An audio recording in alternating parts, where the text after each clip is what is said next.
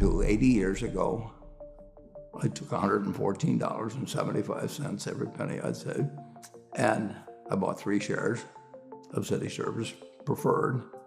And City Service was a pretty well-known name down then.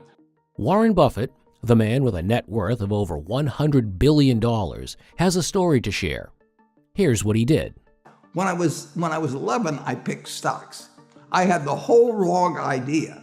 I was interested in watching stocks, and I thought stocks were things that went up and down, and I charted them. I read books on technical analysis. I read Edwards and McGee. I think that was the classic then.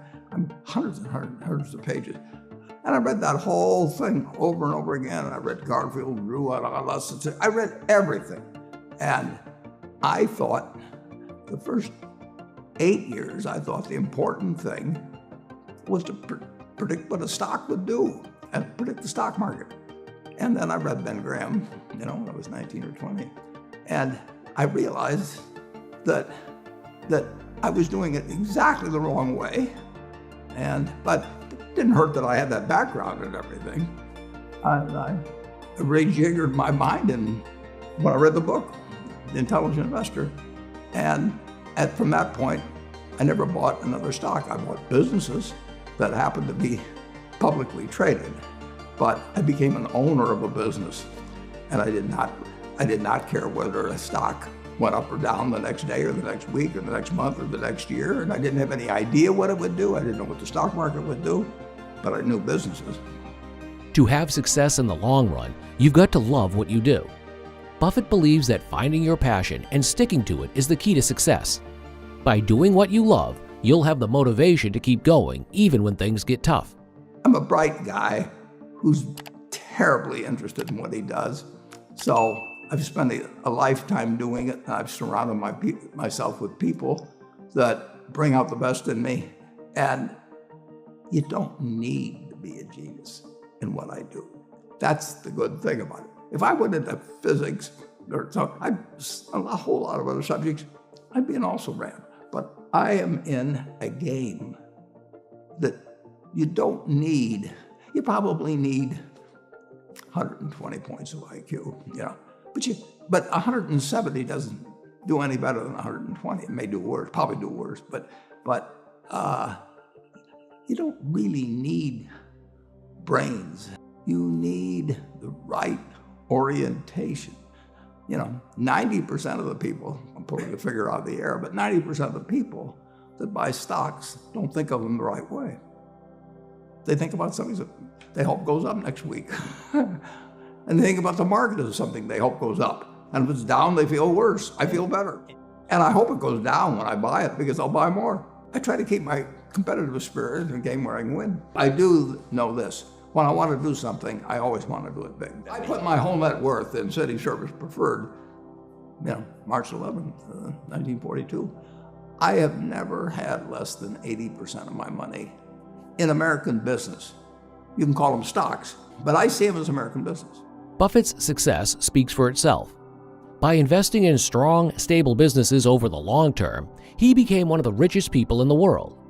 I've owned a piece of American business for at least 80% at all times. And, I don't want to own anything else. I want to own a home and things my family wants and all that. But owning 5 homes doesn't mean anything to me because I can be happy in one home, and there's a certain amount of things that go wrong with everything. And if I got 2 homes, I know I've got more problems and I don't have more happiness. I would have to honestly say that what makes me happiest is what I'm doing. I enjoy 2 things about it. One, I know I'll win over time. That doesn't mean I'll beat everybody else or anything like that, but I'm in a game that's very, very, very easy if you have the right lessons in your mind about what you're buying. I'm not buying stocks. I'm buying pieces of overwhelmingly American business. And I'm happy when that's when I'm doing it. I'm happy when stocks are going down. I'm happier when stocks are going down because I can buy more of them with the same amount of money. I'd be happy if I was a farmer. I'd want farmland to go down so I could buy more acreage. if I was, it just makes sense. And I'll tell you the second thing I really like. I like being trusted by people. And, I would rather do what I do with partners than do it sitting in a room myself, even though I might make more money that way. I need to know that I think that Berkshire Hathaway is going to be worth more money someday down the road. Not tomorrow. I want it to go down if I'm buying something. And I would say this, the world has changed a lot since that report was written. But the world changed a lot in 2000, 2 years ago. Let's pretend there is no stock market. Let's say I had to buy these privately, like you buy a farm privately, like you buy an apartment house privately. They're investments. So you're looking to say, what can I do with money I've saved to put it away so I feel good about getting it back later under any circumstances, but not necessarily on a given moment. But if I have a farm, it's going to take me a while. But people would be so much better if they actually didn't have a stock market in terms of buying businesses. But, and when you're buying businesses, don't call them stocks.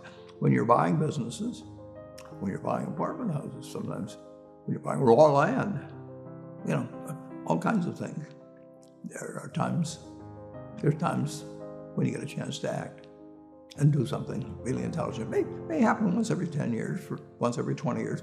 Depends on what field you're in, where you live, what you know, all of that. But most of the important things, there's a lot of foundational work.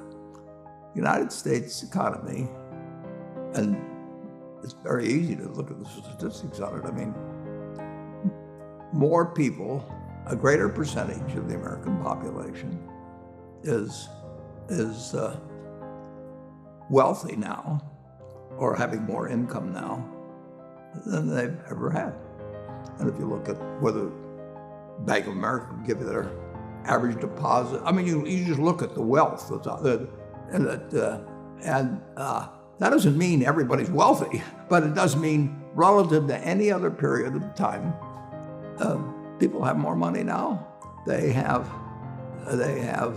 get mortgages at lower rates than they've ever gotten. So if they want to buy an apartment, where the bottom 2% in terms of income in the United States, the bottom 5%, and for sure the top 1%, all live better than John D. Rockefeller was living when I was 6 years old. John D. Rockefeller was the richest man in the world.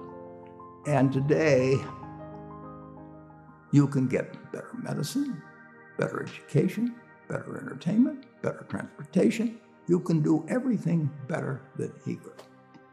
You can, it's astounding. That's in my lifetime.